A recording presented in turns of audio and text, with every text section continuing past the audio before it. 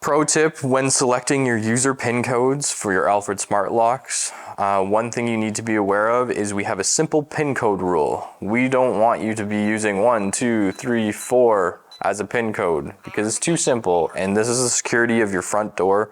So you want to be creative with your PIN codes. You want to make sure you're using something that's not easy to guess, so nobody can guess your front door PIN code and get into your home.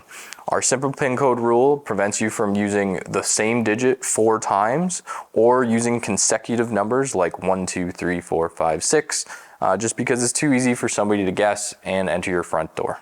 The simple PIN code rule applies to all Alfred smart locks, regardless if it's our DB2S model, which is shown here in the demo video, our DB1 series, or our commercial grade ML2 series. They all follow the simple PIN code rule where you can't use consecutive numbers like 1, 2, 3, 4, 5, 6, or duplicated numbers like 1, 1, 1, 1 as your PIN or master PIN.